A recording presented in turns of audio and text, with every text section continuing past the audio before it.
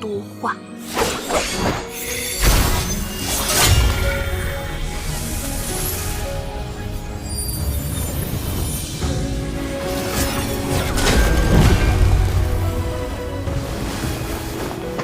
赵玉珍，你这是什么武功？我望城山秘学，大龙象力。你为何不出剑？大龙象力乃我望城山最高秘学，比无量剑法只高不差。我不管，你出剑。你把那面具摘了，我就出剑。你。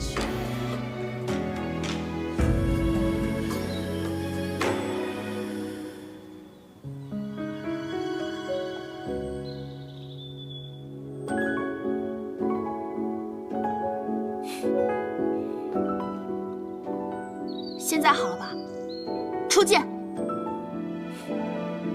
好话。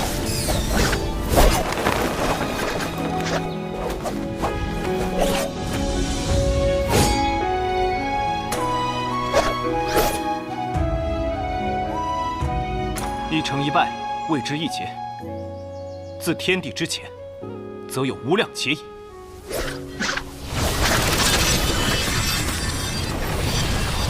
入深处，闻你轻声悠悠的低诉。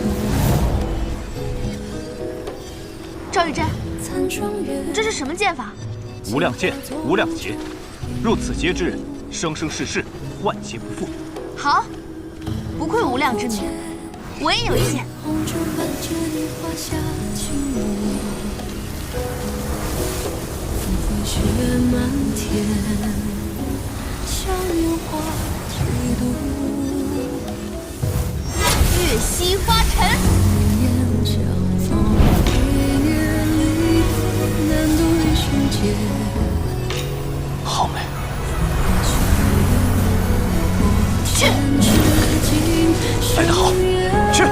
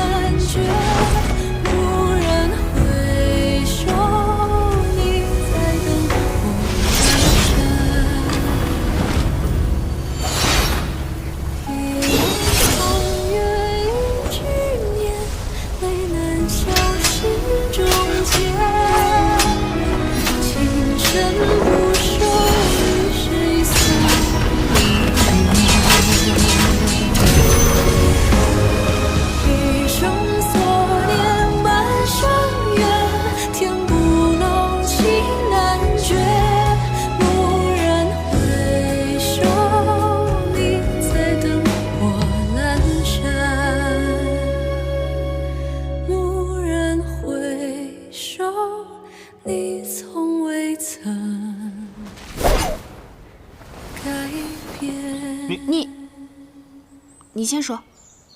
小仙女，你长得如此好看，为何总戴着面具遮着自己的脸呢？那你剑法如此高超，为何不敢下山一行？我师父说过，如果我下山的话，会死很多人的。我第3次来望城山的时候，你随我下山。啊？这，我得问一下掌教师叔。你师叔的剑法如何？现在在我之上，不过1年之后嘛，就不好说了。那我便1年后再来。他如果不答应，我便打得他答应。哎，拦了16年，终于还是坠了凡尘。这些都是师父告诉我的。说到这里，师父他就吃醉了。之后的事情嘛，二师尊似乎还上过一次望城山，就在你师叔雷云鹤拜山不久之后。具体的我就不太清楚了。不过你要想知道的话，可以直接去问二师尊。那我不太敢啊。哎，对了，我来这雪月城也有些时日了，为何一直没见到这大城主百里东君呢？你见过呀？我见过。我什么时候见过他？你不仅见过，还喝过他亲手酿的风花雪月。是他呀！下次再见到他，一定好好谢谢他。来，喝酒。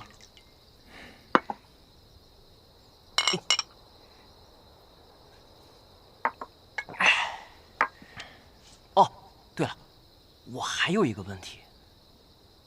这赵玉珍为什么不能下山啊？江湖上关于赵玉珍的传言很多，传说在她出生之时，一道霞光照进屋内，望城山老天师亲自下山迎接，因为她是神仙转世。之后便把她接回望城山，从此再没下山一步。有人说这赵玉珍不能下山，是因为老天师吕素贞的一道真言。说是如果让他下山，便会引起市局动荡，甚至会影响天启城里那一位的位置。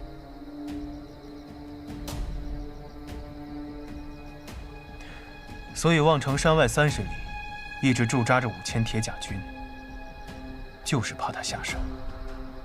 不过还有人说，赵玉珍身上聚集着望城山当代的五运和天运，所谓真言不过是杜撰。只是怕他一去不回罢了。那以他的本事，若真想下山，是不是没人能拦得住他？10年莫说是下山，赵玉珍连自己的小院都极少迈出。我猜他是在等一个人，如果这人不来，他可能会一直等下去。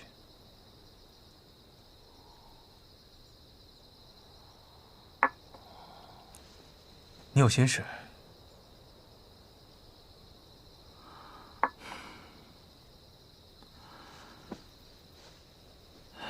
我出生在唐门，是唐门长老唐连月的弟子。原本以为会生在唐门，死在唐门，却忽然被送至这雪月城，拜天下闻名的九仙百里东君为师。连月师傅告诉我，让我在这里等一个人。我已经等了6年了。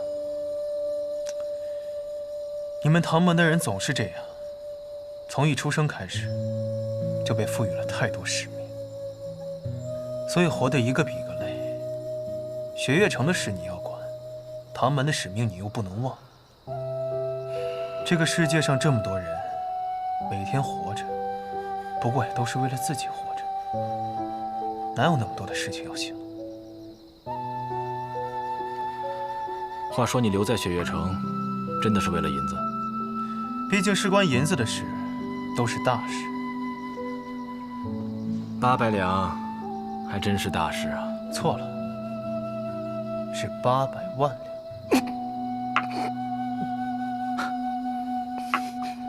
若你真有这么多银子，你想做什么呀？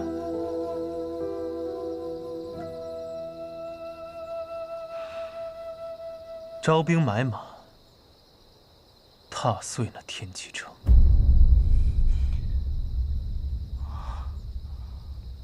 我陪你去。你陪我去干什么？你陪我来雪月城，我就陪你去天启城呗。好。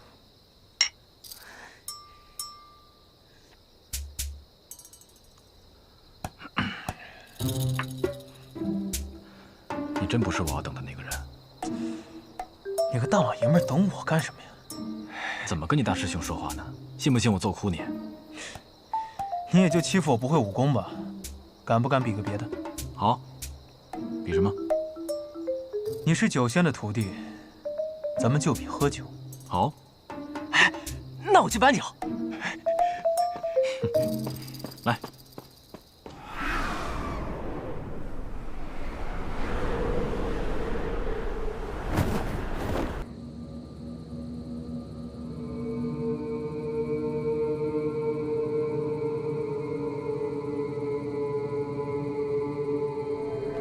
望城山，长老正在讨论是否要把你逐出雷家。随便他们，我要练剑，成为剑仙。我知道峰哥你性子倔，也不打算劝你，可你要告诉我，为何习剑？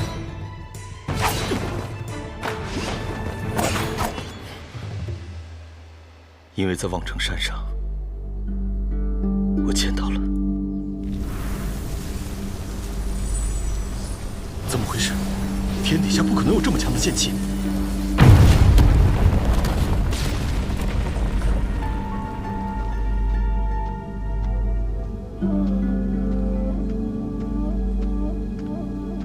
姑娘，刚才那一剑是你？是又怎样？啊，不怎么样。不是不怎么样。你不是。姑娘，我叫雷轰。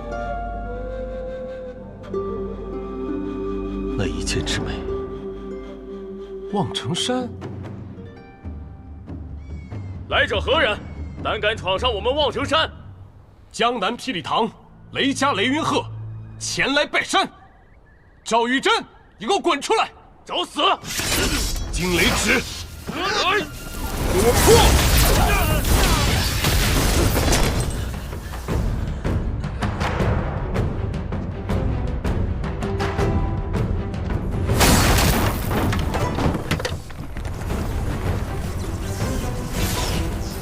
我兄弟见了你的剑，说世上武学最美的乃是剑，我也想见识一下。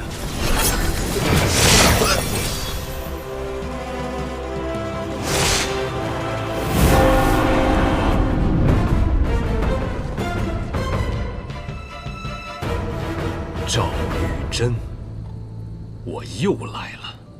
江南霹雳堂，雷家雷云鹤前来拜山。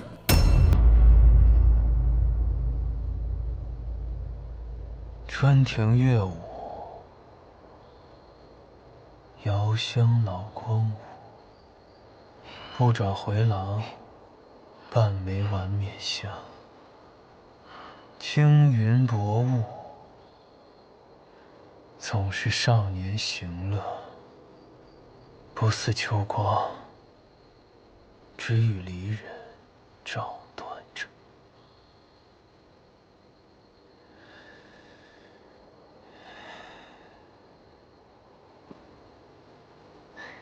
这真是最后一坛了。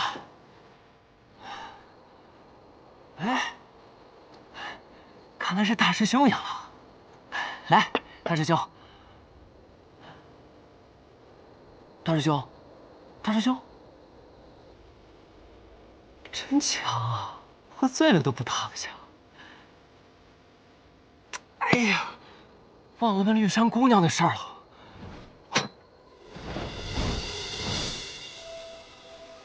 夜闯雪月城，啊，那是师父闭关的方向。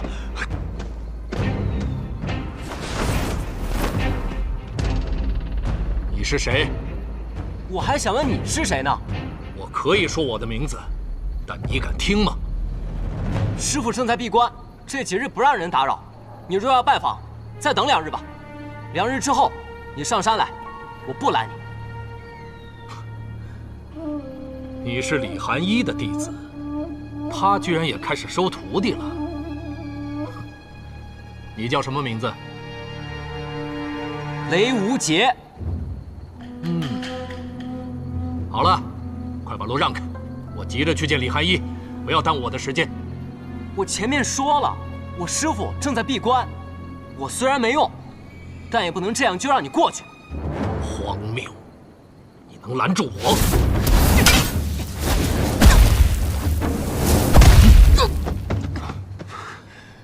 雷门火灼术，隔空无双拳，来得好。你究竟是谁？为何要夜闯雪月城？认识这把剑吗？断剑。这柄剑的剑首是被李寒一所斩断的，但这把剑的名字叫断水。一剑断水，千江绝流。你是无双城城主宋彦回。无双城要大举进攻雪月城了。哎，瞎说什么呢，臭小子！我是来找你师父试剑，没工夫跟你闲扯，快把路让开！宋城主若是执意要过去，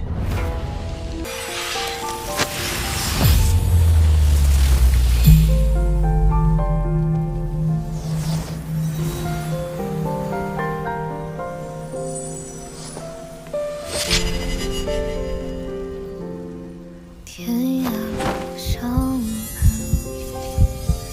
有你在身边，风华不忘少年，晚霞映红你侧脸。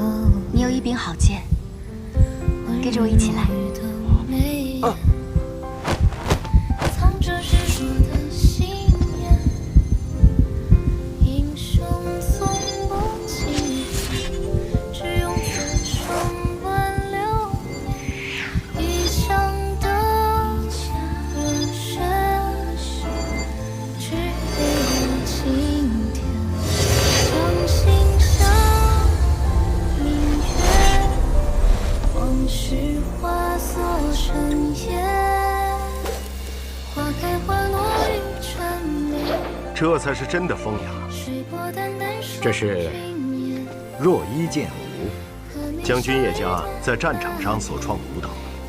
这个剑舞分为上下两谱，上谱曰云门，若行云流水，闲庭漫步；下谱曰杀阵，杀气横行，千里可闻。这一舞，想必便是云门，只是有舞无乐，似乎有些可惜了。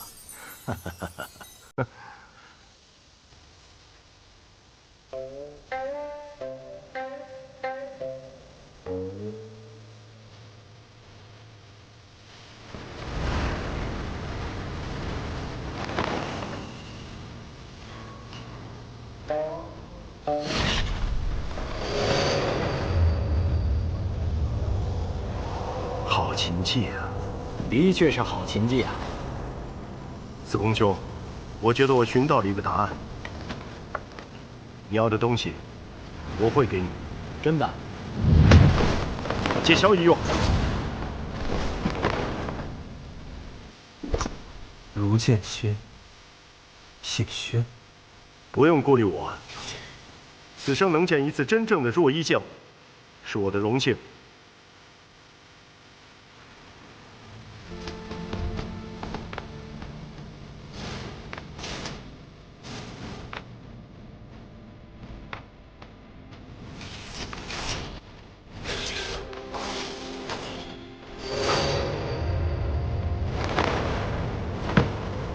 我欲乘风向北行，雪落轩辕大如席。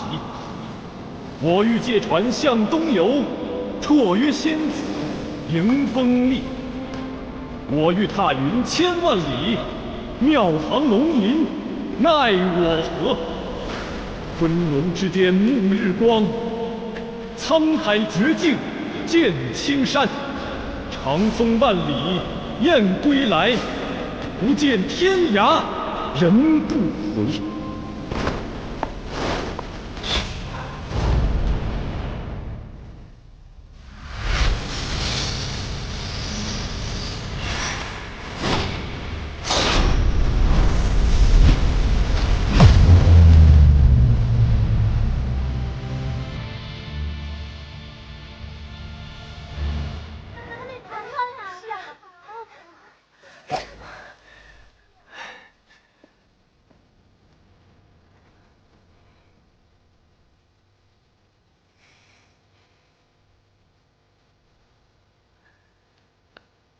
好巧啊，又见面了。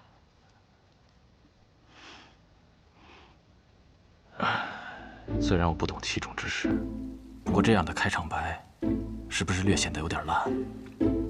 烂到令人发指。是啊，又见面了。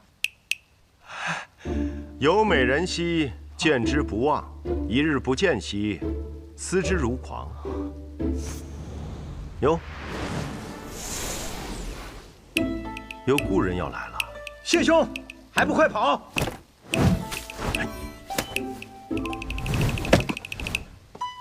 哎呀，今日能见到雪月城的少年子弟，才知道江湖第一城不是妄言啊！就此别过，就送你们几本书吧。哎，这个送你。这是若一剑舞虽然是好舞，但是杀伐之气太重了，你身体不好，不可常舞。此舞如惊鸿，所舞之时，就像鸿雁在高空翱翔一样，重柔美，少杀伐。多谢先生。喏，这个送您。前辈，这是什么呀？晚来雪。这个是江南才女谢飞轩所著，哦，情之动人，据说连宫里的娘娘都看哭了。啊？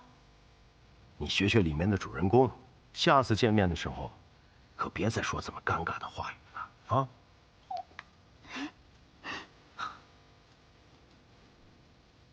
我常常听你师父抱怨，他说他收了一个假正经的徒弟，可是我刚才听你朗声高歌，却颇有你师父年轻时候的风采。这本书给你，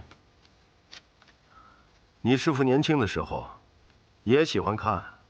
我只学习了师傅的武功，没有学习他的酿酒术啊。这期间的滋味啊，你自己去品吧。谢谢先生。哎呀，你应该不希望我唤你那个名字吧？但是你我终究也算是故人了。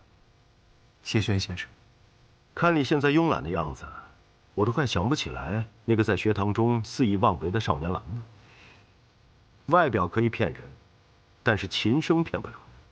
心中义气，琴声尽显，我很欣慰。我不明白先生的意思。你不必明白，我只是很高兴，我没有看错。这本书送给你，这是我自己写的，但是名字还没有想好。你如果看过之后想到更好的名字，你就自己写上吧。长风兄，有的人这辈子都不会改变的。多谢谢兄了。好了，我要走了。我才刚来，你就要走？就真的这么怕我？相见不如不见，不见如相见，眼虽不见，心已见。死书生，凶女人！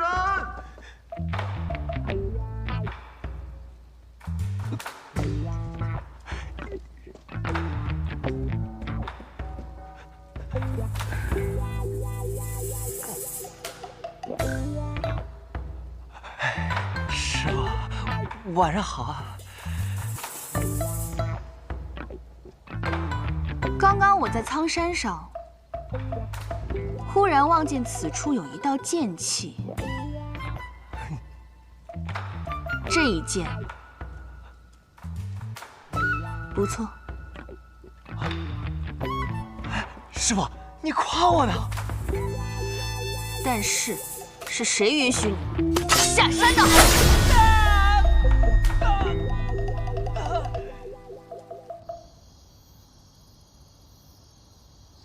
师傅，你怎么从来不去参加百花大会啊？再美的花，看了10几年也就看厌了，有什么好看的？哦，对了，刚才那个人是不是就是读出个剑仙的谢轩啊？还真如传闻中一样，儒雅又霸气。哼，死书生。他还送了我本书，叫《晚来雪》，但他送给别人的书都挺特别的，我的那本好像听竹书轩就能买得到。你喜欢那个叫叶若依的女子？啊？为什么？因为她长得好看。就这一个原因？好像也没有别的原因了。哼，你也倒是坦诚。师傅，我说她长得好看，不是因为我喜欢全天下所有漂亮的女子，只是我见她的那一面，就觉得自己有些不对劲了。但仔细想想，我不了解她的过去，也不知道她的性格，连她喜欢什么、讨厌什么也不知道。想来想去，或许也只有那一眼的心动吧。又或者是，她长得好看，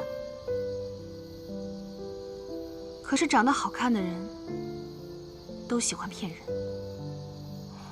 哎，师傅，您这么说，您被漂亮的人伤过？师傅说，这漂亮的人都会骗人，果然是真。师傅，我错。我第3次来望城山的时候，你随我下山。啊？那我便1年后再来。哎。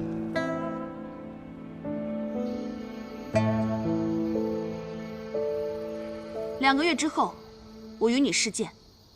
3年后，你便成为剑仙。这是我们之间的约定。什么时候有这样的约定了？哎，师傅，你等等我呀！谢轩先生是你找来的？是的，我把你的事情告诉了他。他说他最近正在修习一门武功，能够对你有益，我便把他邀请到雪月城，把这门武功传授给你。 谢谢，你不用谢我。谢轩和你我的交情都很好，但是想要让他传授武功，仅凭这些交情是远远不够的。他的武功，只教他让他觉得能够配得上他的人。你刚刚抚琴的时候，他才做出了这个决定。看来此书真的有奇效，3言2语，你便看出了一些门道。 真切流转，万法通行。谢轩先生给此功法命名为流转。看来谢轩没有骗我，他说你照此功法修习3年，你的功力就可以慢慢恢复到从前的大半。再加上我的药理之术，就算胜过当年，也是指日可待。但是，你要切记一点。什么？虽然他在书上没有提到。 可是以你的聪明才智，你很快就会发现，流转之术不但可以帮助你慢慢的恢复功力，还可以帮助你短暂恢复到最强的力量。但是如果你这样做了，便会前功尽弃，甚至还会有性命危险。短暂的恢复到鼎盛时期吗？3年的时间，其实并不长。 确实，我在那客栈都待了不只有3年了。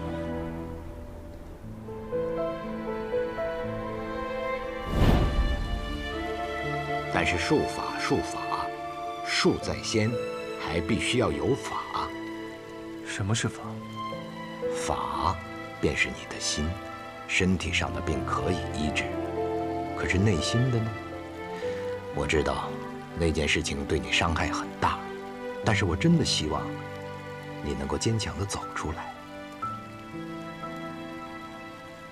阿爹，哎，钱洛。阿爹，怎么不等我回来，百花会便结束了？哎，你这个丫头哎，爹喊你的时候你不理爹，现在大家都走了，你又怪我们结束的太早。哎，你这个丫头。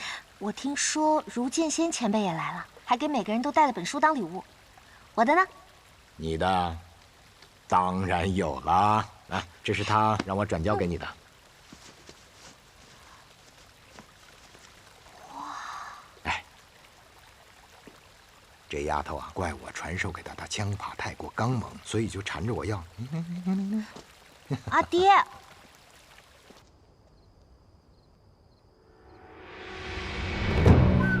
燕回，这些年你做得很好。大长老，还请有话直说。 这些年，无双城从没落到重新崛起，全靠燕回你的操持。你是中兴之才，但是无双城现在需要的却是一个开疆辟土之人。哦，一个野心勃勃的人。对，今日起，城里的大小事情，你就不用再操劳了。 交给松涛负责吧。师兄，好久不见。这无双城城主的位置，我本来就没有多大的兴趣。但是，松涛，他没有这个资格。你说什么？松涛当年的武功便不如我，所以他才出走无双城。如今你们把他找回来，不过是因为他更容易控制。更愿意听你们的命令行事罢了。颜回，你逾矩了。我这个城主可以不做，但我要推荐一个人，我该有这个权利吧？当然。就这小子吗？就你这小毛孩也想当城主？先和我试下刀吧！确实是个小毛孩。无双，来了，师傅。什么事？琅琊王请求，在之后传袭天启4守护令牌之日，可继续承担着守护之责，守护那个承载着这个王朝未来希望的那个人。就是六皇子萧楚河。是。我曾经愤恨母亲之死，我也未将此事放在心上。可我看到了你拔出天羽剑，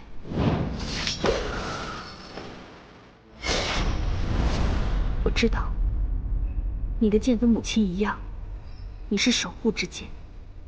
当然，你也可以选择今日要不要接过这个令牌。既然是母亲一命，那我定当奉命而行。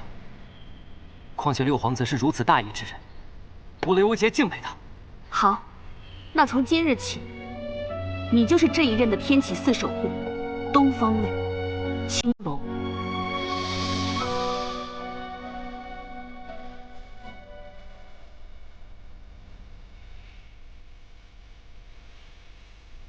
我雷无节定当不负母亲一命。对了，姐，你说他被流放了，那我应该去哪儿找这六皇子？你不知道？我应该知道吗？那位皇子不过比你大上几岁，传说被贬出城后，就遭遇了仇家的伏击，一身功力全废，此后便下落不明了。下落不明？那我岂不是还得到处去找？罢了，现在也不必知道这些。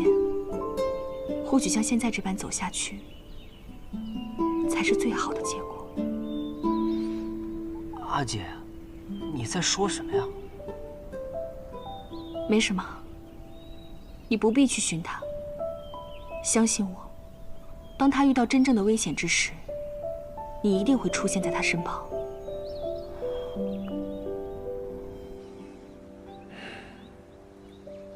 那个傻小子，希望李寒衣别把青龙令牌传给他吧。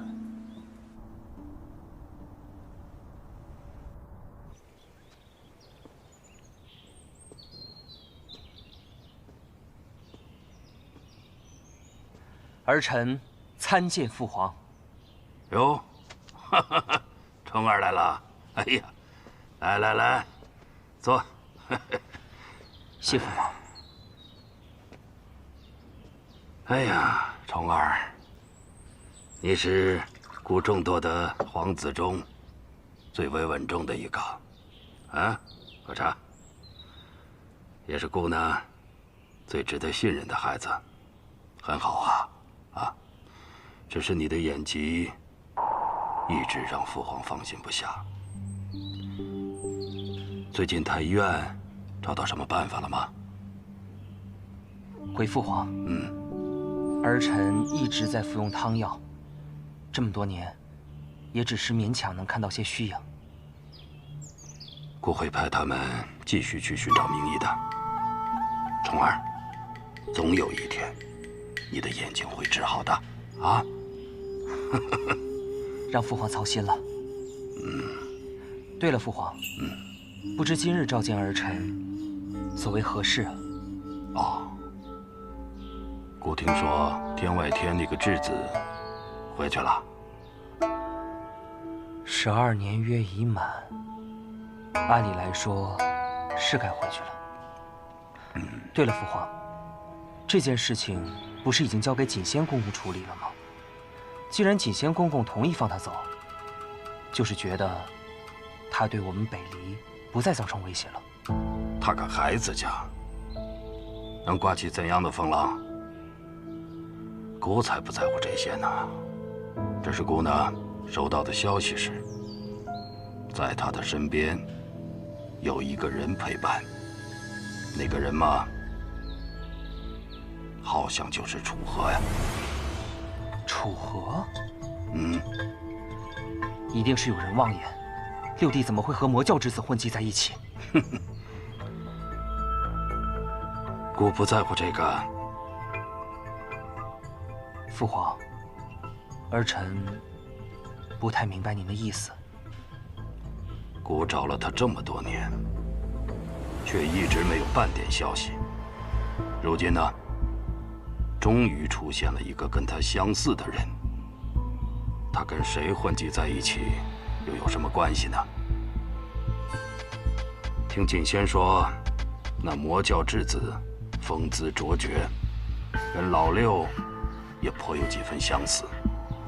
他们两个能成为朋友，并不令人奇怪。父皇的意思是想让儿臣去探一探这消息的虚实。是啊，虫儿，你可愿意替父皇去做这件事儿？虫儿愿意一试。如果消息属实，虫儿一定竭尽全力把老刘带回来。好，虫儿，带上姑的口谕，告诉他，只要他愿意回来，姑可以免去他的一切罪过，还他的皇子身份，甚至他可以重袭王爷之位。只要他能回来，那他就是永安王萧楚河。儿臣遵旨。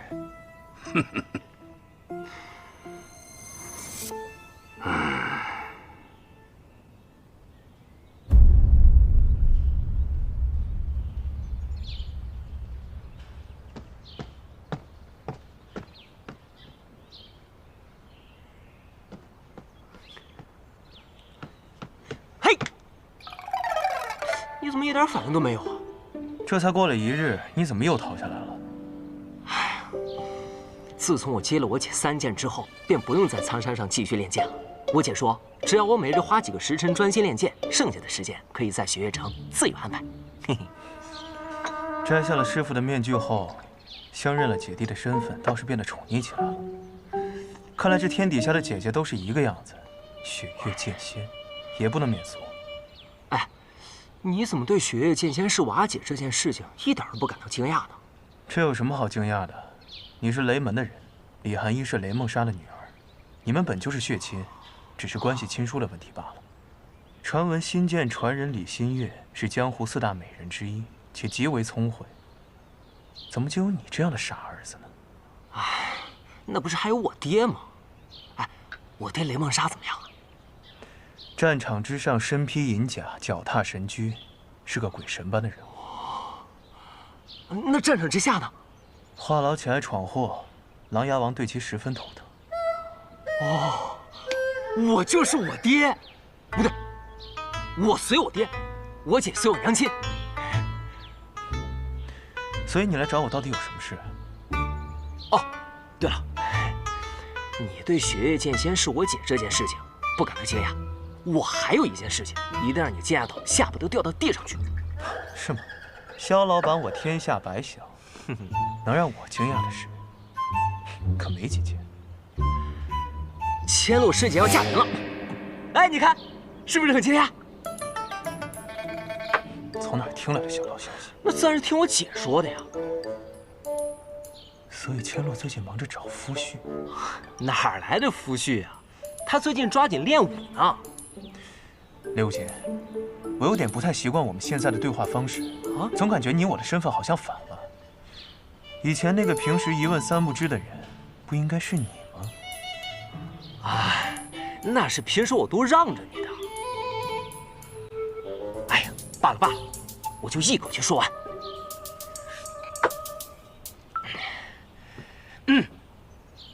这事儿就要从3年前开始说起了。那年千落师姐及笄，江南段家少主前来求婚，请了10个门派的长老，段家上下3辆马车的聘礼来雪月城订婚。那三城主自然是看不上段家那小子了，于是想了一个缓兵之计。莫不是比武招亲？哎，你不是不知道吗？有点脑子的人都能猜得出来。啊，你说的没错，的确是比武招亲，而且算到现在，就是3日之后。既然是他们比武招亲，司空千洛亮我做什么？唉，那是因为千洛师姐又加了一条规矩，说那人必须还得打得过她才行。那段家自然是不同意了，说什么女子嫁夫须得温婉庄闲，不应该执迷于舞刀弄剑之事。于是呢，这条规矩就做了一些变更。若是雪月城的弟子拔得头筹，就还得过师姐这一关。明白了，这司空千洛压根就不想嫁，他是让雪月城弟子先赢下来，他再上去把人给打下。没错，就是这样。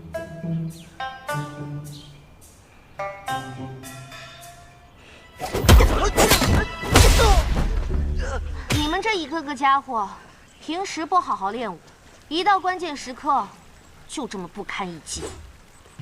千洛师姐不仅自己勤学苦练，还帮其他弟子训练呢。击败那个姓段的没什么难的，我那天看到他出手了。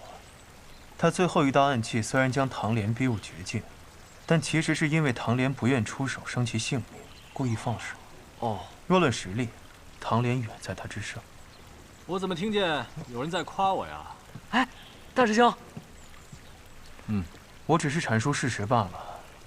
哎，既然你们大小姐遇到了大问题，你这个做大师兄的，是不是该出手相助一下？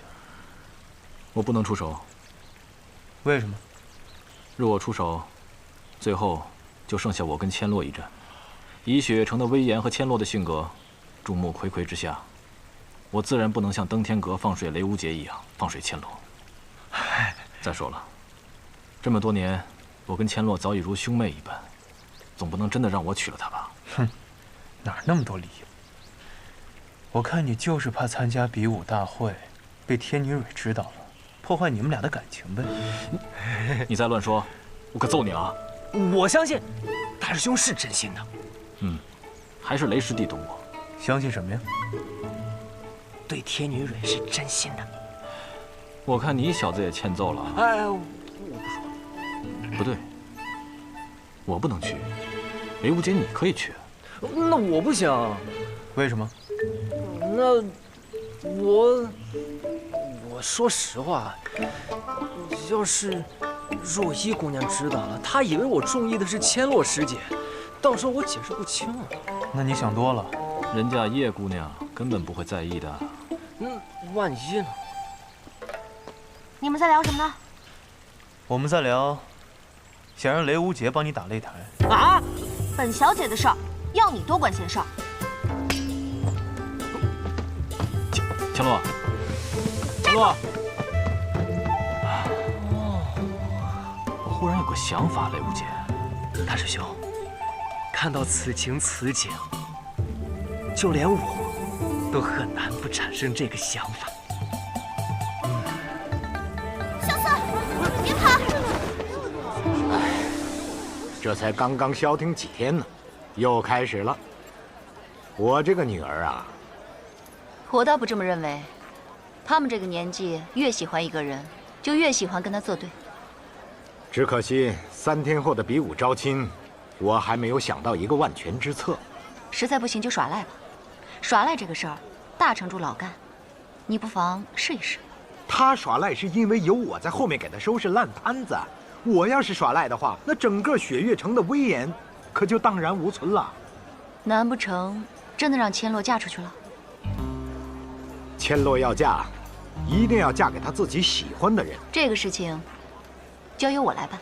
我左看右看，整个雪月城能够出战的，确实是你那个弟子，骆明轩。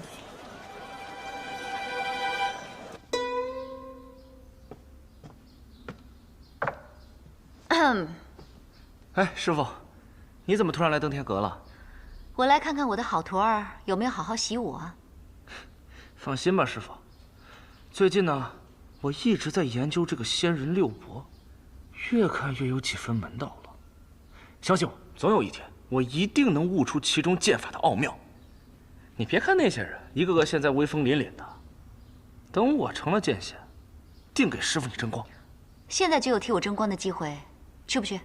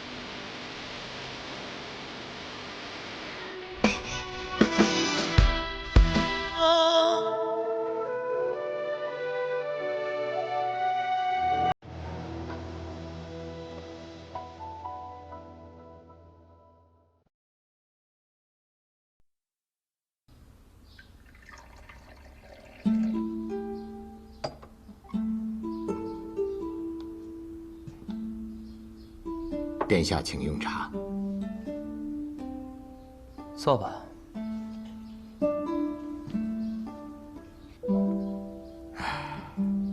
许久未见到白王殿下了，没想到再次见到殿下，却让殿下见到了这番狼狈的景象。无妨，无论是多么狼狈，本王也都是看不见的。哦，长风失言了。本王只是跟朱雀使开个玩笑罢了。白王殿下所开的玩笑，向来都不是很好笑的。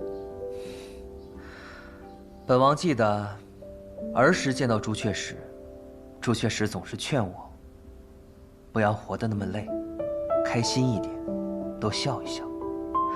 这么多年，本王一直记在心里，可却再见到朱雀使，朱雀使依然觉得本王不好笑。哦，那倒不是，只是比起以前，好笑了些。也罢，本王跟其他皇子相比，因为这双眼睛，确实多了几分悲凉。今日之事，多谢白王殿下仗义出手。就算我不出手，朱雀使想要解决，也是易如反掌，只不过会慢一些。今日本王有急事，所以就越俎代庖了。哦，但不知白王殿下所说的急事是什么事呢？本王有一份口谕要传。放心，这份口谕不是给朱雀使的。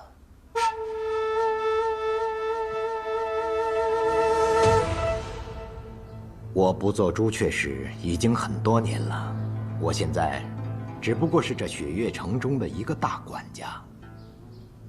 那我就换你司空城主。这样听起来顺耳多了。这份口谕是传给那个人的。其实今日之前，我也不知道他是否真的在这里，直到方才。虽然我看不见，不过这么多年，他那给人惊喜又给人惊吓的习惯，却依然没有改变。那这件事情，便是你们之间的事情了，跟雪月城毫无关系。我听说，他拜你为师了。是我要收他为徒，他既没有答应，但也没有拒绝。本王明白了，司空城主是想让雪月城与这件事情撇清关系。这世上，敢不接圣上口谕的人少之又少，而接了又不听的人，则是更少。但他恰巧是其中之一。那我雪月城想跟这件事情撇清关系，有什么错吗？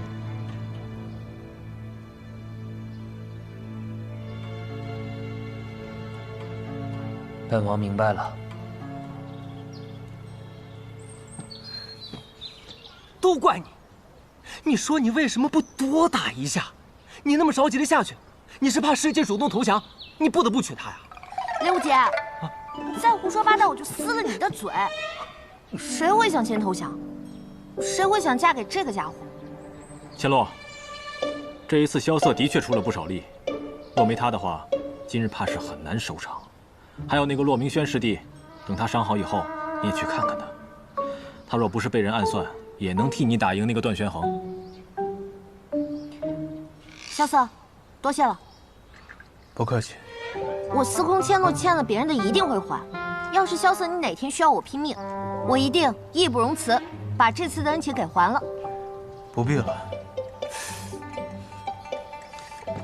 萧瑟，平时不是挺热心肠的吗？你怎么整天摆着个臭脸啊？谁热心肠？你呀！哎，我跟你们说，我今天都没叫他上去，他自己下，冲就上去了。真的？千真万确。我那是因为那个姓段的小子太讨人厌了，我单纯看不惯他而已。那也行，总之吧，今天我雷无节认可你了。我要你认可。啊，好了好了，不说这些了。比武招亲这件事呢，总算是过去了。白王殿下也能当场证明这场比武的公正性，想来他们日后也不敢再说些什么。对啊，大师兄，那个王爷好威风啊，现场几百人一下就跪下了。但是，为什么城主是半跪呢？三师尊曾经是天启城4大守护之一的朱雀使，面圣都可以行半礼，一个王爷，自然也没有资格让他行全礼。哦，原来城主是朱雀使啊！哎，那乾隆师姐岂不是朱雀令的传人？阿爹跟我提过此事，我才不感兴趣呢。我又不认识那个人，凭什么做什么守护啊？对了，我阿爹可以半跪，萧瑟你为什么不跪啊？对啊，我腿脚不太好。这师兄，你看他又在那胡诌。我祖上有些荣印，可以面圣不跪。你看这个答案可以吗？真的？看你平时抠抠搜搜，还世家出身呢。哎，对了，大师兄，你说他一个天启城的王爷来我们雪月城干嘛呀？应当是有什么重要的事情要和三师尊商议吧。毕竟三师尊曾经是朱雀使，当今圣上能够登基，三师尊也有一份功劳。但是天启城的王爷突然来雪月城了，总给人一种不安的感觉。父亲早就说过，最讨厌的就是那座城里的人了。我倒是觉得那个白王殿下挺不错的，不过就是眼睛有那么一点不对劲儿。因为他看不见。看不见？他幼年时期拿了别人盘中的一块糕点，吃了之后就瞎了。这么多年明德帝寻遍天下名医也没能治好他。也是个可怜的人呢。萧瑟，尹长老，白王殿下在后院等你，你先过去一趟。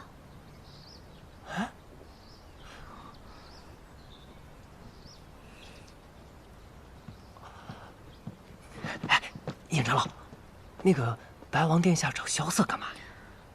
他们应该在天启学宫救过学。原来是同窗啊！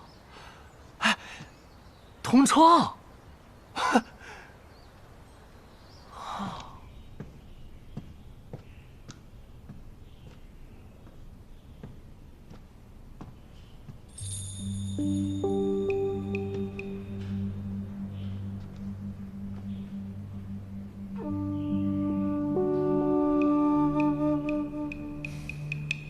我是个瞎子，我看不到你，而你却能看到我。怎么？既然都见到了，也不唤我一声吗？参见白王殿下。你就是这么叫我的？我只是一介庶民，见了当今二皇子白王殿下，还能怎么叫？毕竟叫错是要杀头的。那你可知道，白日见我不跪，也是要杀头的。我的头就在这儿，殿下若是喜欢，拿去便是。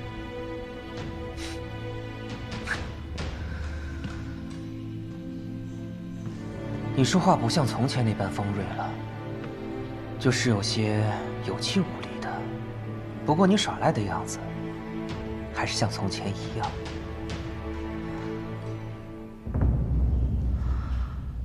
还是唤我一声二哥吧，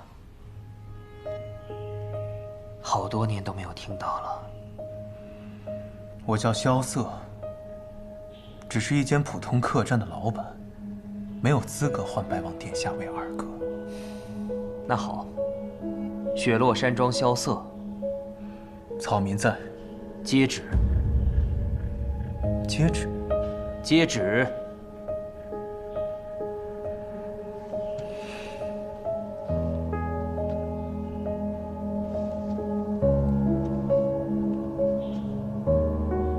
奉圣上口谕，赦免六皇子萧楚河过去一切罪错，恢复皇子身份，承袭永安王爵位，赏黄金10000两，珠宝100箱，即刻速回天启城复命。还不谢恩？我拒绝这道口谕。你敢不接？我就是不接。为何不接？赦免六皇子过往一切罪错。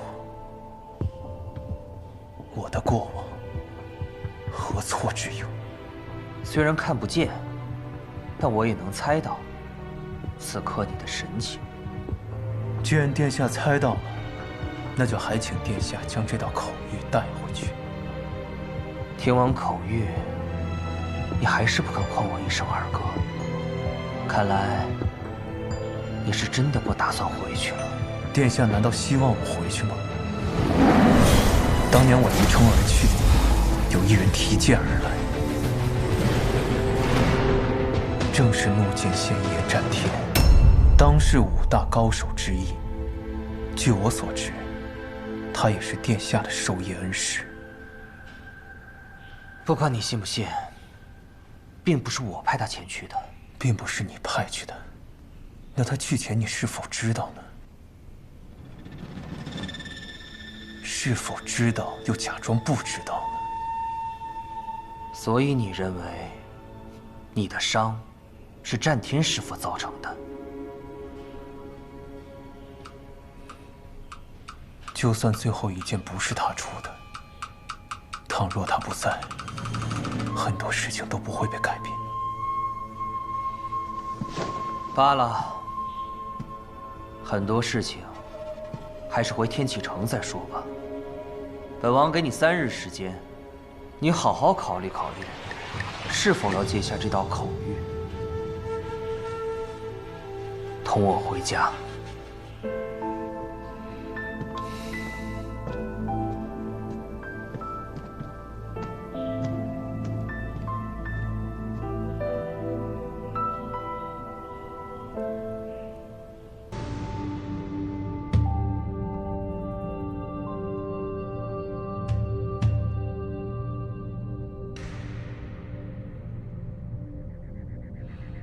无心啊，怎么每次我心烦的时候你都会出现呢？说明萧老板心中还是信任我的。心烦意乱，只有见到至交好友，方能安神静心。在我的梦境当中，你还是这么自恋。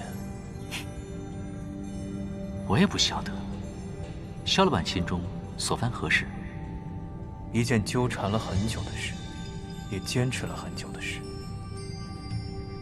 有些事情坚持很久，并没有必要。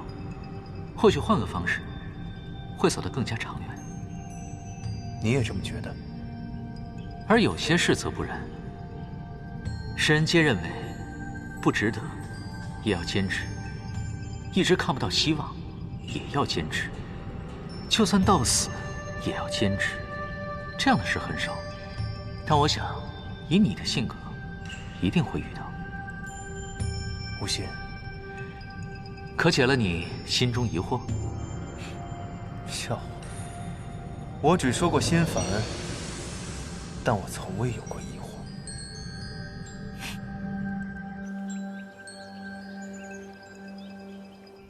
白王殿下来到雪月城有几日了？算上来的那一日，已是第4日了。可如白王听闻般的那般有趣啊？比本王想象的要平凡一些。雪月城其实就是一座很平凡的城，只是江湖上有很多人赋予它太多额外的意义。不过，也正是因为它的平凡，所以才显得很特殊。这雪月城乃是100年前几位绝世高人建立起来的避世之所，只不过现在被太多人所注意，这背离了那些前辈们的初衷啊。身处凡尘，谁能真正的避世呢？当年城主还是朱雀使的时候，可是一枪扫荡了半个天启。唉，那都是从前的事情了。可是从那以后，城主似乎已经有20年没有回过天启了。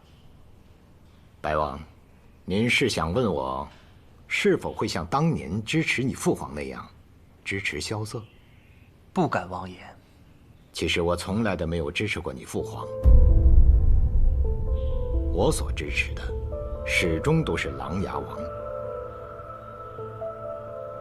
怎么，这话听起来是不是有些大逆不道啊？是。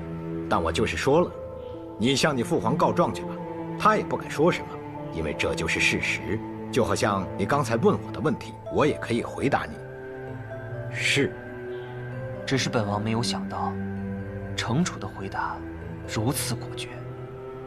我雪月城做事向来果决，但我所说的支持，并不是支持他去抢夺什么，而是支持他所有的决定。就好像他现在在雪月城做一个账房先生，哪怕就是做上一辈子，我也是支持的。毕竟这萧瑟算起账来，真的是一绝呀。本王明白了。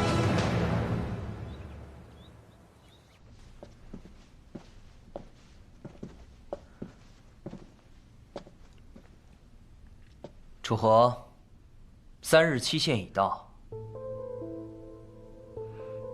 那你明日岂不是就要回去了？得到你的答案，我便会离开。恢复皇子身份，承袭永安王爵位，这个条件确实很难让人拒绝。你我都了解父皇的脾气，他肯下这道口谕，已经做了很大的让步。其实只要我跟你回去，我便从此不用再流浪江湖，我就可以回到天启城，回到我那处真正的雪落山中。我可以每天都去碉楼小筑饮酒，去千金台豪赌，去碧波湖观景。就连我这一身内伤，也有最好的医师帮我调理，最好的药材供我滋养。自然，甚至就连我最想查清的那件事，也有更多希望去调查。你只要告诉我你的答案，回到天启城之后，做什么，由你自己来决定。好，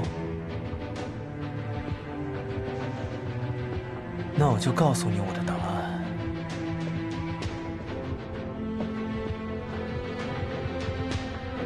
我萧瑟拒绝这道口谕。为什么？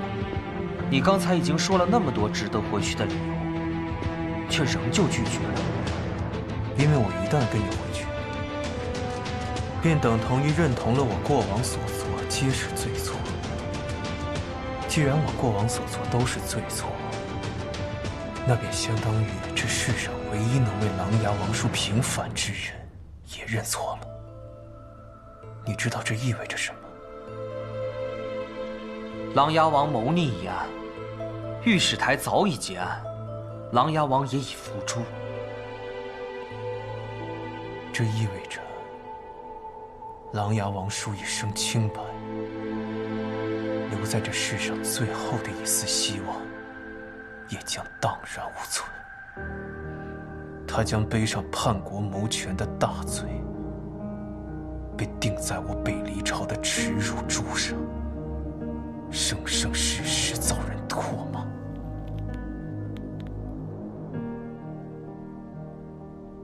你一人坚持，有何意义呀？有我萧瑟坚守，那至少这世上还有人为其反抗。这样，琅琊王叔当年不惧生死，拼杀于战场，救黎明苍生于水火的壮举，就还有意义。没错，就我一人，那又如何？除非我死，我这辈子都不认错。抗旨不遵乃是死罪。那你敢杀我吗？你若是敢，现在就动手；你若是不敢，就回去找你的父皇，请一道取我首级的圣旨来。殿下，带他走。是。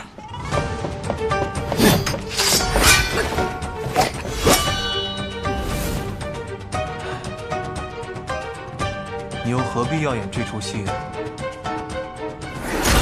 再来！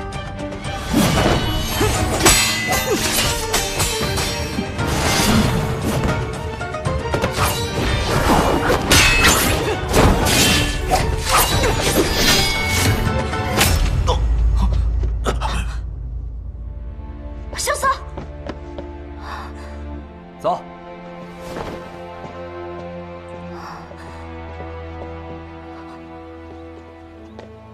殿下，方才萧楚河所言何意？本王临行前曾经答应过父皇，一定要办成此事。但从遇到他的那刻起，本王便已经猜到，他是不会离开的。为何？因为他身上的锋锐，并没有消失，所以本王就演了一出戏，等了他3日。终于在方才，老六配合本王演完了这场戏。所以说他是故意借的这一剑。不错，以生死相抗，本王就没有理由再逼迫他了。父皇那边，本王也可以交代了。殿下早就想到这一层了。谁又真的想让萧楚河回到天启城？那些年，所有的皇子都成了他的陪衬。本王好不容易找到一次机会，不能再错过了。是藏民鲁莽了。不知道从什么时候，本王也开始算计得失。老六比本王早知道这些，却从来没有改变过。白王来得匆匆，去的倒也迅疾。既然事情已了，就不多打扰城主了。白王很像当年的景裕王啊。父皇当年的封号，不敢忘提。只可惜，萧瑟一点都不像当年的琅琊王。是吗？听很多人说，老六的风采跟当年的琅琊王一样。哈哈哈哈！那可大不一样啊！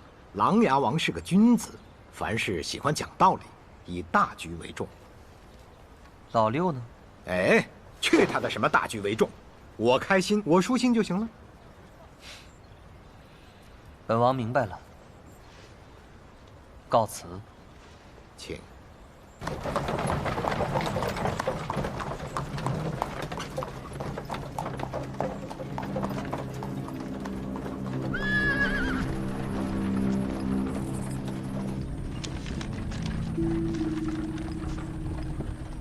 殿下，少汉那边的消息已经到了。一切顺利吗？少汉说一切按计划执行。好，那么此行我们就先去一趟无双城。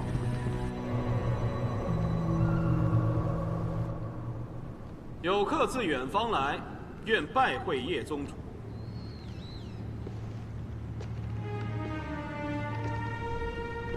多远之方，客为何来？千里之外，天启皇城，为见宗主而来。只是见我，那你已经见到了，可以走了。不，没有见到。哦。佛曰：有心无相，相由心生；有相无心，相由心灭。我只见宗主相，未见宗主之心。不算相见。你想见我的心？你可知我原来的名字？无心。进来吧。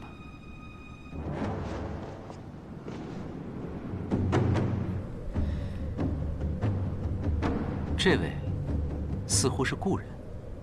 越姬笑送帖，明侯怒杀人。这位是明侯，你们的确曾见过。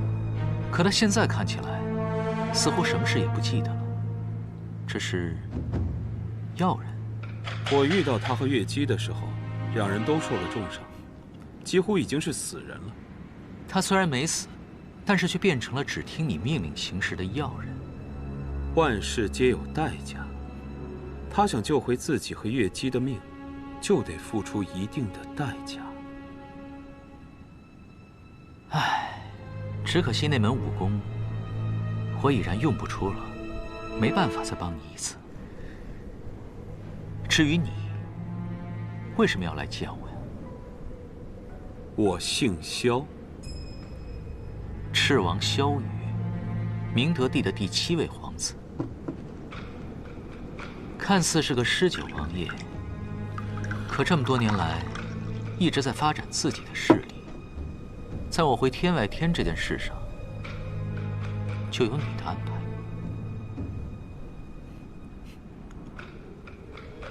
之所以会这么做，是因为天外天内乱不断，所以你想把我送回这里，以我为傀儡，在背后操控。最后天外天，甚至于整个域外，都会成为你的势力。对，你说的没错，但我没有想到，你的能力远远超出我的想象，短短几个月，就已经掌控了天外天，所以我才不远千里而来，希望与你结盟。可我为什么要与你结盟？我姓萧，但我的母亲姓易。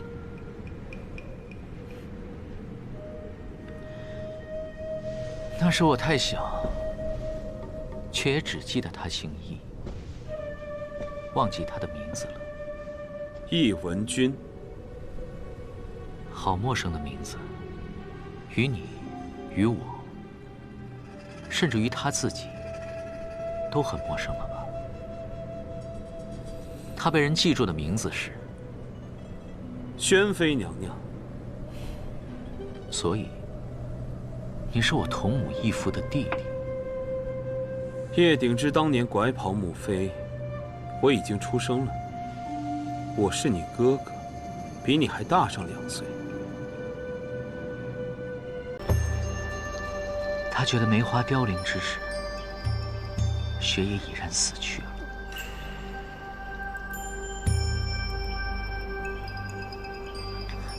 本来等了许久，想看这场雪上的，只是你竟一刀将这些都给斩了。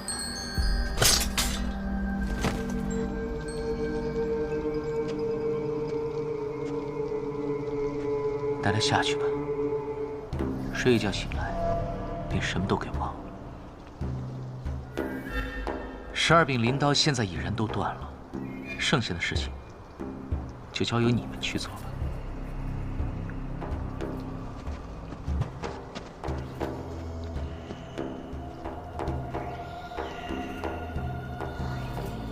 宗主，关于你的那几个朋友，刚刚有一些新的消息传来。他们最近怎么样了？唐莲离开于师，回了一趟唐门，见了唐门师傅唐莲月一面。萧瑟和雷无节却是兜兜转转，又行了3个月的路，才到雪月城。雷无节前去登天阁，一直到了阁顶，与玄剑仙赵玉珍的弟子一同问见雪月剑仙李寒一。虽然最后被一剑打了下来，但是却被李寒一收入门下，成为了他第1个弟子。这小子运气倒是挺不错的，能被雪月剑仙收入门下。不过听说他的另一个师傅雷轰和李寒一倒是有不少渊源。但另一个呢？那个抠门的老板回他的雪落山庄了。萧瑟也留在了雪月城，并且成为了枪仙司空长风的弟子。我还以为会是九仙百里东君。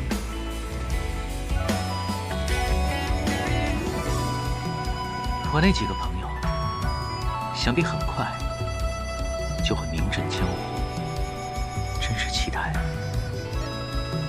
再相逢的那一天。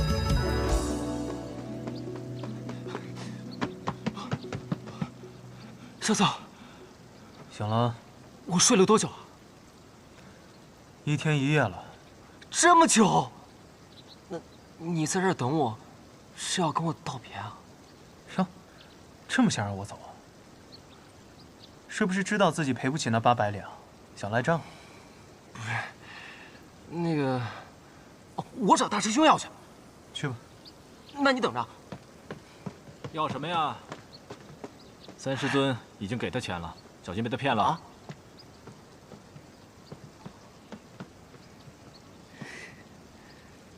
大师兄，这一句大师兄算是叫得名正言顺了。对了，给你介绍一下，坐在你旁边的这位呢，是你的三师弟。三师弟，在你拜师2师尊之后，萧瑟也被3师尊收入门下。虽说这雪月城内大家都是师兄弟，3位城主也只有我们3个徒弟，但是不管是从入门的先后，还是师傅的辈分，都应该这么办。你说对吧，三师弟？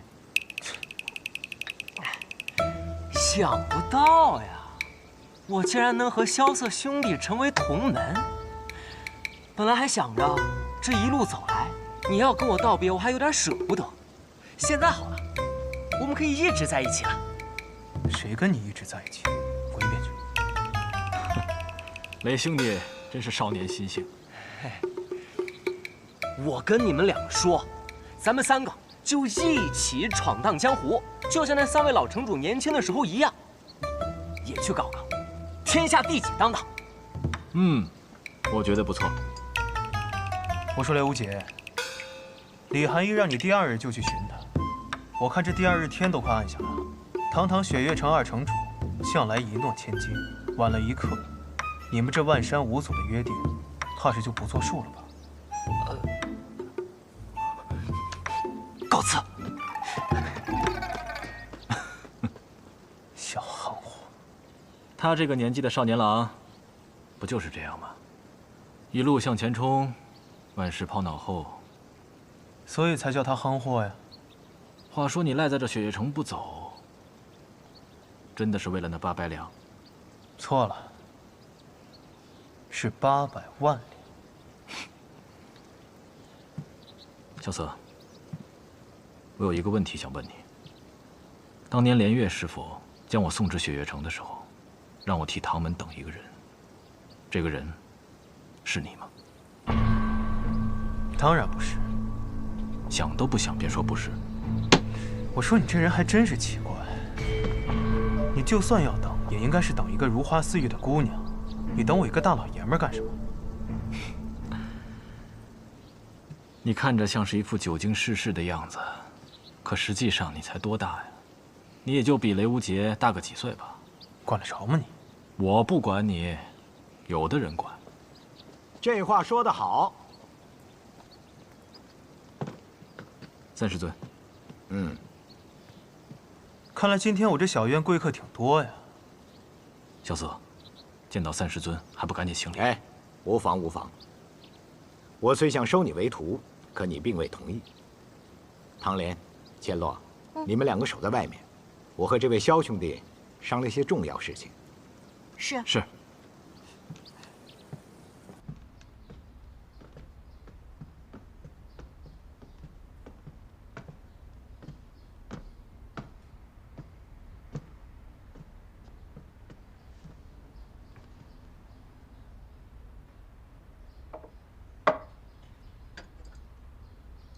我发现，你似乎并不喜欢我。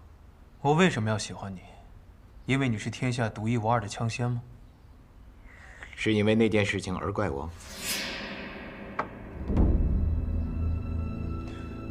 我也不怪你。趋利避害是每个人的选择，我只是不像他们一般看得起你罢了。独一无二的枪仙又如何？想收我为徒？你还不够资格。当年你王叔入狱之时，我手提长枪，本已打算冲出雪月城，直奔天启，可我当时却收到了一封信。这封信是你王叔亲笔所写。王叔信上说什么了？他要我接下来无论发生什么事情，都要留在雪月城。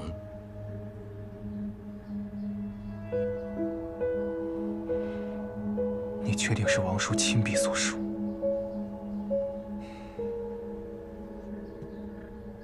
你王叔的笔记，你应该比我更清楚。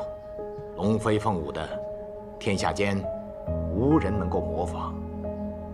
我本打算不听他的，可当年他却号称算无一策的卿相公子。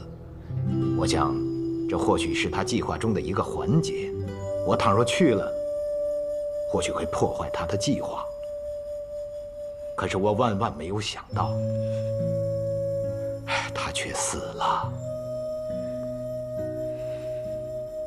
谁也不会想到这个结果。我真的很后悔，我当初就应该把他的书信撕得粉碎，然后冲去天启把他给救出来。可是今日，我绝对不会再做让我自己后悔的事情。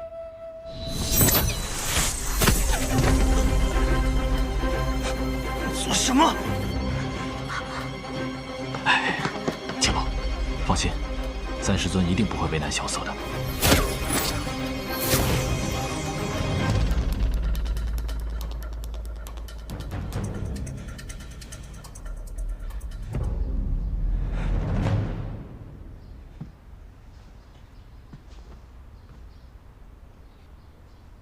看来，你并不是伪装的，你的武功的确是被废了。多管闲事！哎，我司空长风乃是药王辛百草的半个徒弟，若论医术的话，天下我至少也能够排名在前5。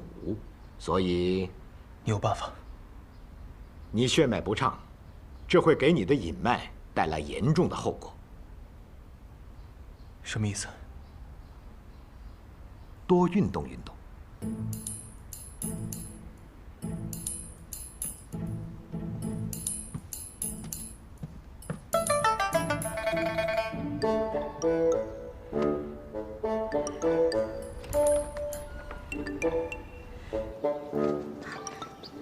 阿爹，你没有揍他吧？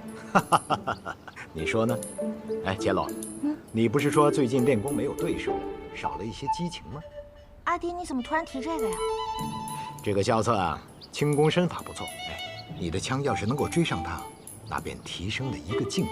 我刚才已经跟他说好了，以后啊，你们两个一起练功。我什么时候说过这样的话了？千洛谨遵父亲之命。嗯。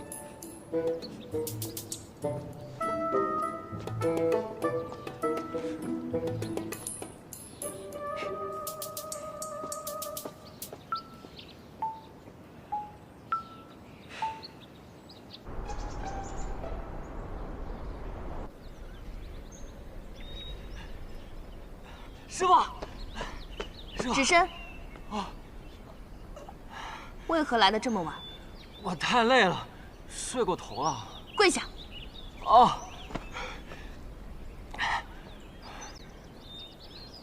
还真是个傻子，还不快行拜师礼？哦，弟子雷无节，拜见师傅。我怎么收了这样的一个徒弟啊？起来吧。哎。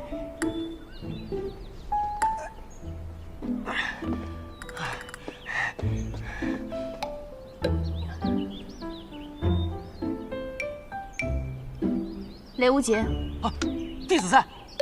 身为剑客，你可知道自己是为何拔剑？为何拔剑？有人拔剑是因为想做英雄，想以一剑之威势平天下不平事；有人拔剑是因为畏惧，因为他不拔剑，其他人就会拔剑。如果不想死，就只能拔剑。那么雷无节，我问你，你是为什么而拔剑？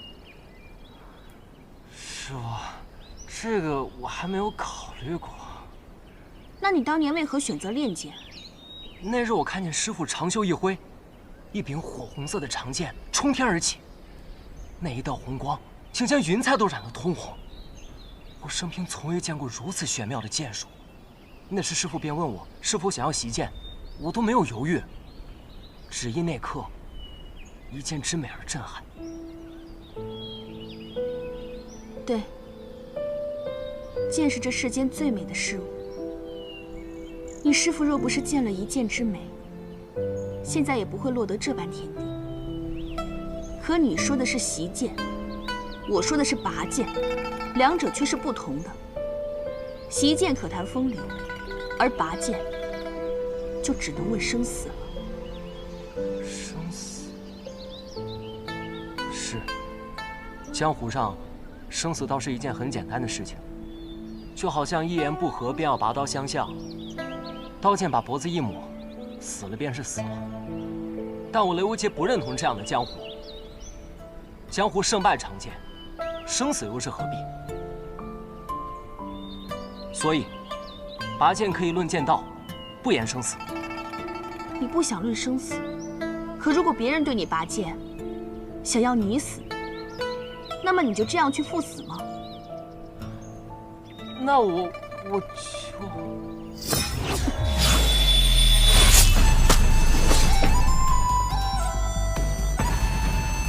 此剑名为听雨剑，是剑仙种种主所著，风雅四剑之一。为师赠予你了，就当是拜师礼。听雨剑，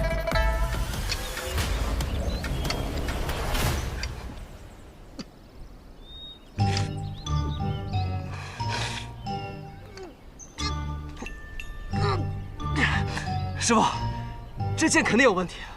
听雨剑它是有灵性的剑，它是认主的。你心中没有拔剑的意志，所以拔不出它。听雨剑，那可是你初入江湖时得到的第一柄宝剑呢。看来你对你这个徒弟，还真是舍得呀。可是我这几日，不论怎么逼他，他都拔不出那柄剑。你是不是特别希望他在跟你对决的时候拔出剑来？生死一刻，长剑怒出，这是最好的方式了。哎，怕就怕人不是为了自己拔剑，而是为了别人拔剑。不提这些了。你最近重拾医术了吗？看这些经络图做什么？我也收了一个徒弟，但阴脉受损，用不出武功了。这般严重。是啊，我写了一封信给谢轩，看看他那边有没有什么合适的法子。哼，那个臭书生。哎，他要是真来的话，你可千万不能找他比我哦。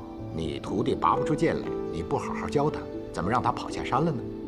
是我放他下山的，我想让他好好的悟一悟这拔剑的真谛。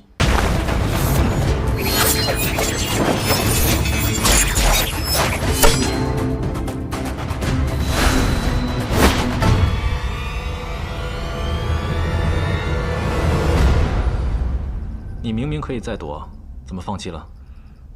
我若是想脱身，这袖子怕是废了。光这袖子，200两银子呢。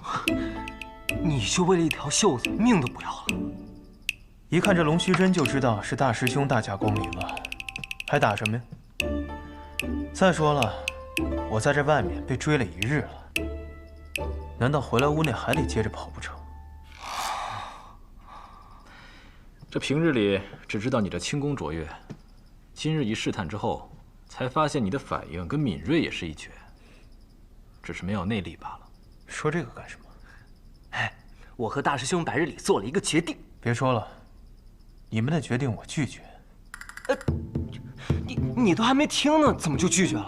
因为我已经猜到了。啊？此行一路走来，我们经历了很多事情。大师兄，你莫不是想晓之以情，动之以理吧？我们只希望萧老板为我们雪月4节的情谊做出一点牺牲。什么雪月4节？哎呀，我取的名字，真难听。相信我，我们的计划万无一失，简直天衣无缝。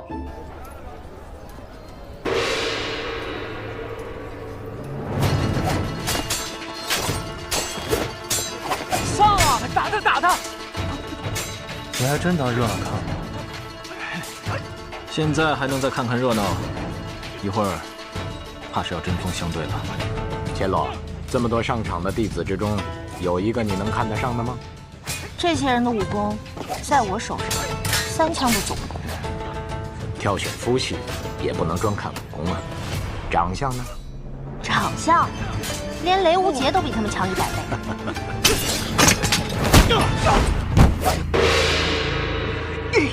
雪月城弟子胜。兄长，你看下面这些人，没一个是我的对手。无趣的游戏到此结束，我先去替兄长略阵。这是谁啊？段家豪子。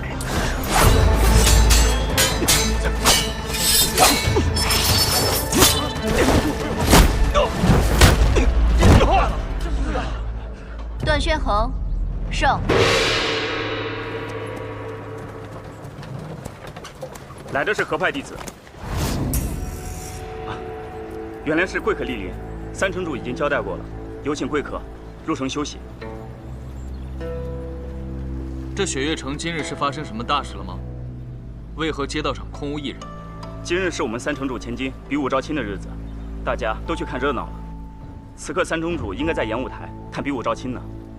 比武招亲？对。臧明，臧明在。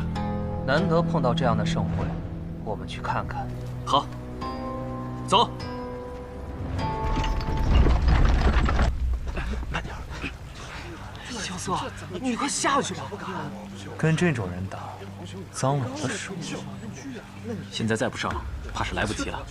对啊，你看，没人应战了，这都没人上了。萧瑟。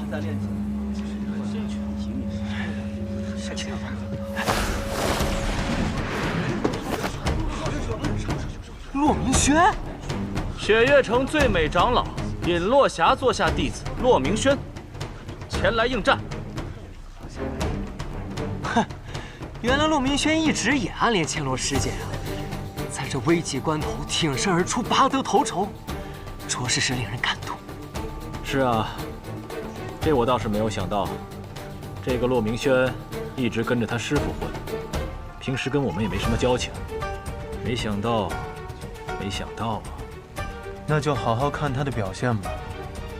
你好像很有信心的样子。要不要咱们下个注啊？我赌我赢，100两银子。好，那我赌你死，200两。哎，小子，你觉得他们2人谁会赢啊？骆明轩吧。为什么？他这赤手空拳的很吃亏啊。这个骆明轩学的是落匣断雁掌，长江都断得开，何况是一把破长剑。说的也是啊。看来这一次是骆明轩要跟千落师姐成亲了，真是遗憾。你遗憾什么呀？哎，那我当然是希望你和千落师姐成亲了。你们俩这么般配，你看啊，千落师姐性格直爽，你一肚子坏水，你们俩要是结合了，才是人间正道呢。滚！真不愧是。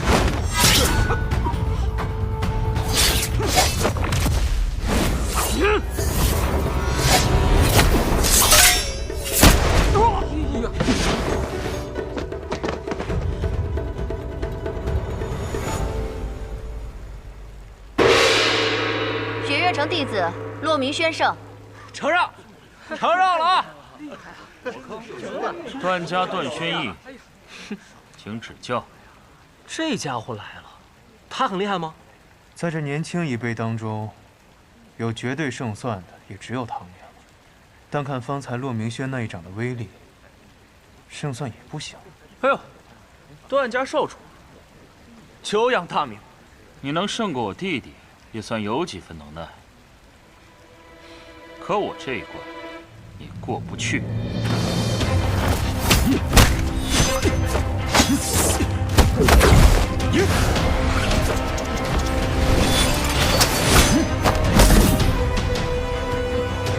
怎么回事？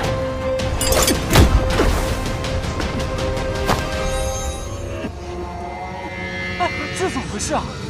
骆明轩中毒了。啊！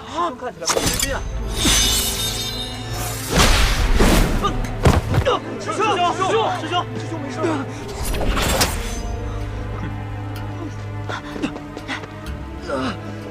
师傅，怎么样？师傅，对不起，是徒儿大意了。原来这场比武招亲，雪月城长老也可以下场吗？我替我徒儿认输，这场段家段轩逸胜。尹长老，我看一下，此毒为3寸蛇心，并不会伤及性命。尹长老放心，半个时辰之内，我必将此毒化解。那便多谢了。可还有人愿意上来挑战？卑鄙无耻之徒，还敢这么趾高气扬的说话！哥，连骆师兄都败了，我们之中还有谁能打得过这个段轩逸？就是啊，简直太无耻了！居然用毒！殿下，我们可能来晚了。哦，难道已经结束了吗？似乎是的，应该不会再有人上台挑战了。千落，段轩逸不是雪月城的弟子，你不能下去挑战他。可阿爹，他用毒。没有规定不能用毒，更何况，用毒的不是段轩逸，而是上一轮跟骆明轩比武的段轩衡。哎，你怎么下去了？不是你们非让我下来了吗？不是，以你的性格，不应该让咱们3番5请，你才别别扭扭、不情不愿的下去吗？闭嘴！怎么可能？他怎么会上去啊？谁上去了？你是谁？雪落山庄萧瑟。你就是那个被枪签收为弟子的萧瑟。你说是就是吧。殿下，有一个问题，现在已经有答案了。是楚河上去了吧？是的，堂堂6皇子萧楚河，现在竟然在雪月城参加比武招亲。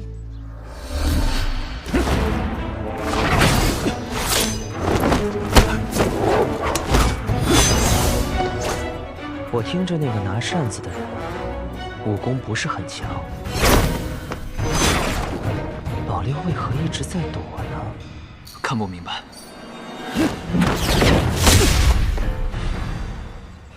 24桥扇。阁下勤功卓越，见识也广，只可惜光靠着躲是赢不了我的。赢不赢得了，走着瞧。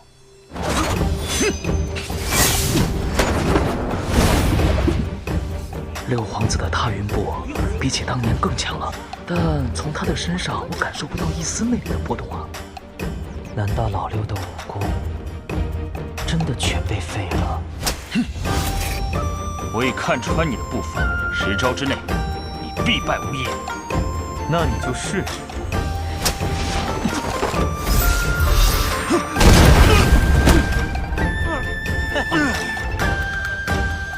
雷门霹雳子，一颗让你们脑袋开花，2颗送你们回家。吹什么吹？回家呢？说谁自己？说什么自己？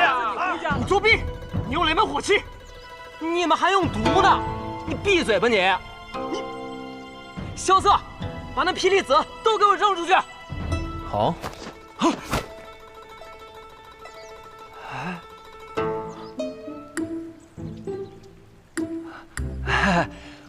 我路上用的太狠，就这2颗了。你去死吧！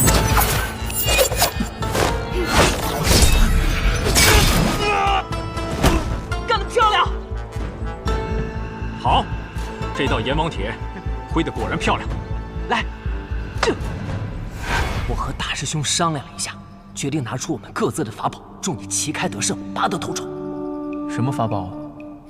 我的2粒霹雳子和大师兄的3道阎王帖，可值1000两银子呢。这3日呢，就由我和大师兄教你使用这火器和暗器。一个会着天下第一轻功的人，同时拥有着雷门的火器和唐门的暗器，你说谁能胜得过你？对。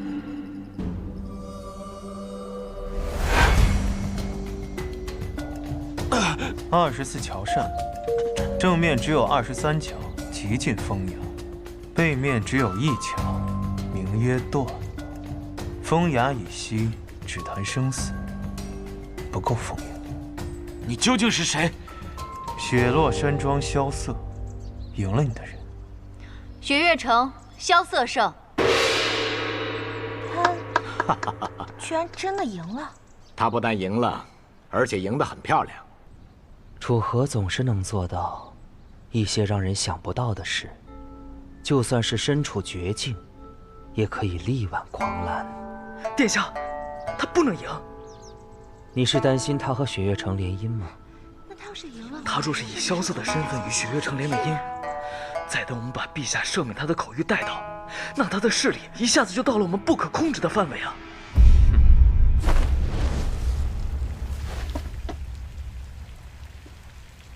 萧瑟，你刚刚表现得很出色。哟，想不到司空小姐还会夸奖我。殿下，皇子婚姻都得宗庙做主，岂容得他私下联姻？可他现在只是萧瑟，不是皇子。殿下，您只要先把口谕颁了，他就是萧楚河。我倒想知道，这场比武招亲的结果如何。师姐加油！师姐加油！师姐加油！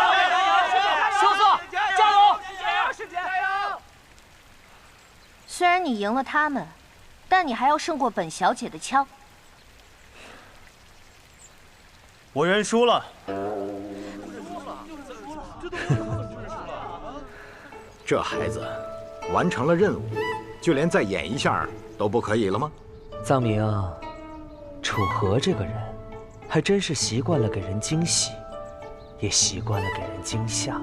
萧瑟，这怎么回事啊？输了呗。不是，你这还没打，你怎么输了呀？你们给我的火器和暗器都用光了，我还能怎么打？师姐肯定会让着你的嘛。哎，刘姐，你别瞎说，谁会让着他呀？雪月城打假赛。说什么东西啊？说什么打假赛呢？这怎么就打假赛了？这样打假赛！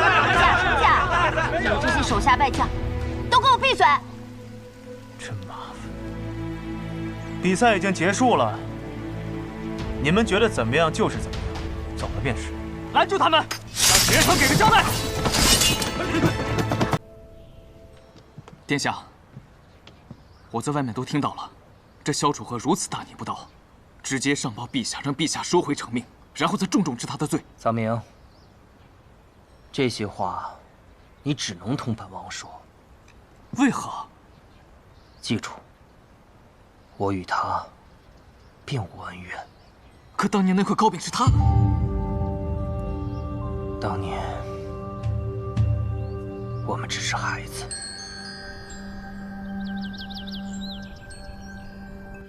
最近雪月城还真够热闹啊。是啊，先是有人闯进登天阁顶问见雪月剑仙，再有这百花会，如剑仙亲临礼赠四方，再加上这比武招亲，把尊贵的白王都给引来了。可你知道，我是个不喜欢热闹的人。哼，那还感情好啊！你现在就去替我把白王给我赶出去。这有何难？当年我一剑逼得他老子都跟我立约，一个王爷罢了。我去就回来。开玩笑，开玩笑呢，你何必当真呢？你干嘛总是把雪月城满城上下的脖子全给提起来呀？这个白王啊，他来只不过是想带走一个人。消息传得还真快，既然皇帝想让他回去，应该已经赦免了他的罪，这是好事啊。其实萧瑟最想赦免的不是他自己的罪，而是琅琊王的罪。这不可能，琅琊王案当年已经是个死案，明德帝不会愿意做出任何妥协。是啊，这是一个死局啊。叶姑娘，叶姑娘，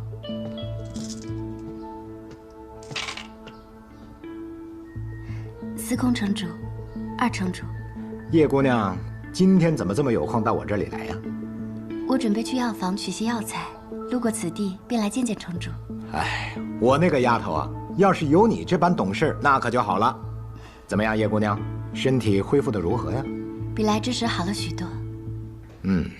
看来我的医术还是差几分火候。啊，对了，我听说唐老太爷那边有一个法子，或许能够根治你的病。这样吧，你让唐莲抽空带你去一趟唐门。劳烦城主费心了。去吧。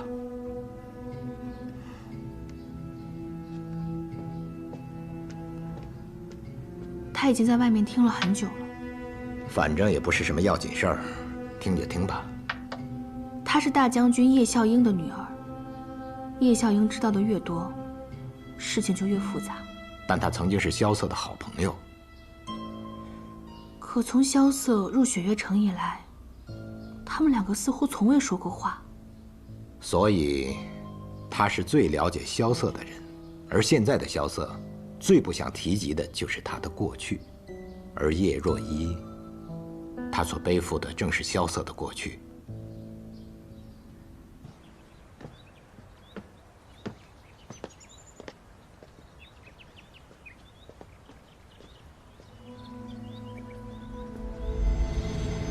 晨光幽谷乡，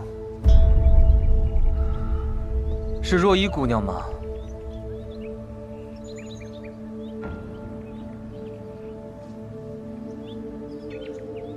许久未见了，二皇子殿下。若本王没有闻到叶家独有的晨光幽谷的香味，那么若依姑娘是否打算就这么走过去了？我已很多年没有见过殿下了，方才觉得面熟，却也不敢相认。我听说若依姑娘一直在城中养病，身体可有好一些？司空城主医术高明，若依的身子比以前好了许多。那便好，你与楚河自幼交好，能在此城中重逢，应该是很开心的事情吧？啊，楚河哥哥，他不是失踪很久了？哦，你没见过他吗？我向来一人独居在这别院中，平常从不与城中人来往。今日是过来取些药材的。他来此城已经许久了，此行我便是来寻他的。那殿下来寻他，是要抓他回去吗？抓？我是要将他带回天启。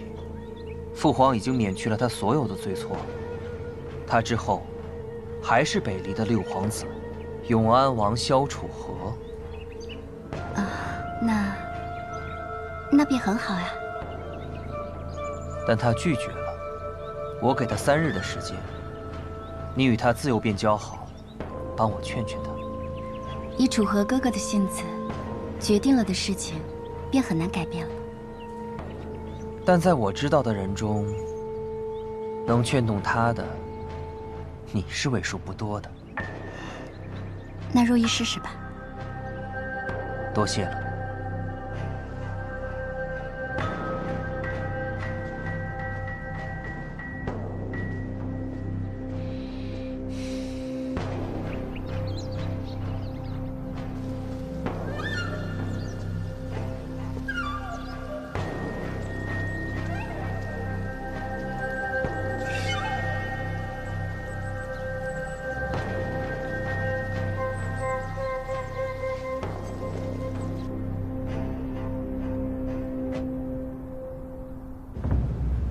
你已经知道姑派人去找楚河的事了。是陛下故意让臣知道的吧？是啊。楚河当初和叶将军交好，姑在想，若叶将军知道了楚河的下落，或许能助姑一臂之力啊。这么多年过去了，他现在既然愿意现身，或许他愿意回到天启了。叶将军真的是这么想的？我若是陛下，就不下什么旨意了，直接带着军队把雪月城给围了。哼，呵呵。这确实是叶将军的行事啊，可是姑害怕逼得太急了。哼，以那孩子的性子，他又要对抗姑了。唉，这几年，姑禁不住总要想起过去，对楚河的愧疚，也是越积越多呀。偏偏这孩子又是个倔脾气。姑没有找他，他竟然4年消失得无影无踪。姑害怕错失这次机会啊。姑想要把楚河带回宫里的事，怕是瞒不了多久，还需叶将军替姑多费心了。是，陛下放心。退下吧。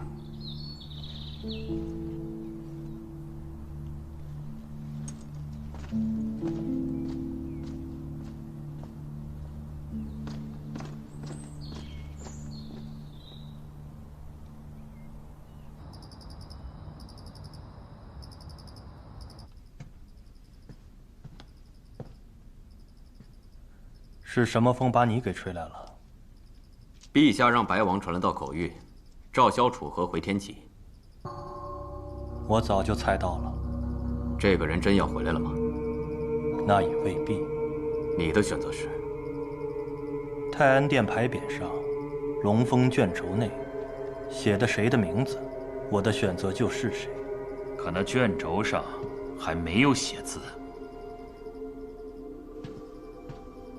而我们可以最终影响写在卷轴上的名字究竟是谁？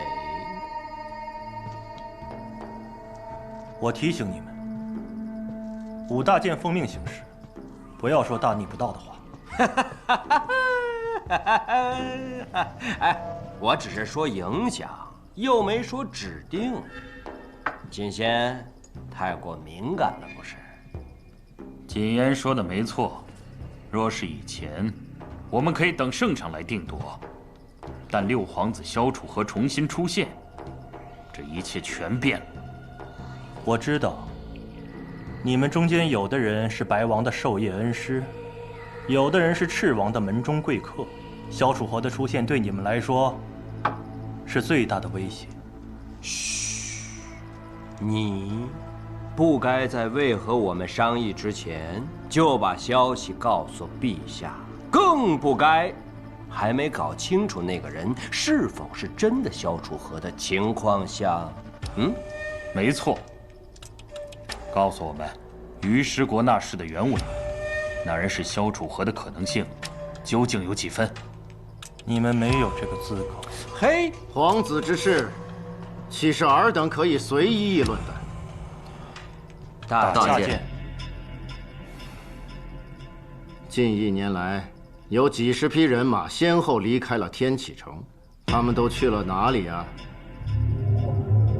他们分别去了雪月城、无双城、木梁城、江南雷家、蜀中唐门、岭南老字号温家、望城山、武当山、少林寺、云林寺，甚至去了方外之地的天外天，以及无处可寻的暗河。是啊，几乎所有的武林大家、白赤两王都派了人马前去。如今这朝堂上的纷争还没有结束，江湖上的争夺已经开始了。没错，你们说得对。谨言啊，你刚刚是说想要影响卷轴上的名字？哎呦！哎呀！大剑呐，大剑！谨言一时妄言。你知道就好。我知道，你们各自都有各自的心思，但是武大剑以圣上的圣意为准，圣心难测，伴君如虎，知足不辱，知止不殆，方可长久留存。如果谁想不明白这一点的话，那就趁早退出武大剑。属下不敢。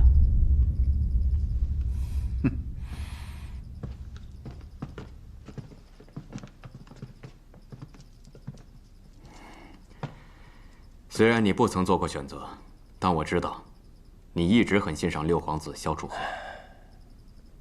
为什么一定要做选择呢？这些皇子，他们小的时候都是很好的朋友，只因为我们的利益驱使，才让他们变成今天这副模样。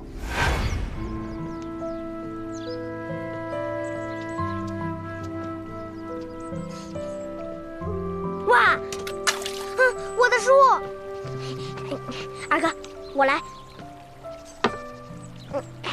楚河，你小心一点啊。嗯。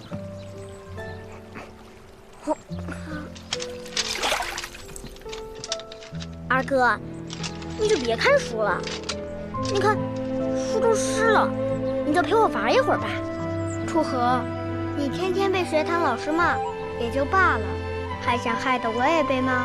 二哥，其实啊，这书的内容我早就会背了，只不过是亲了老头罢了。啊，嘿，别吃！你看你那手脏的，回去洗干净了再来吃。听二哥的。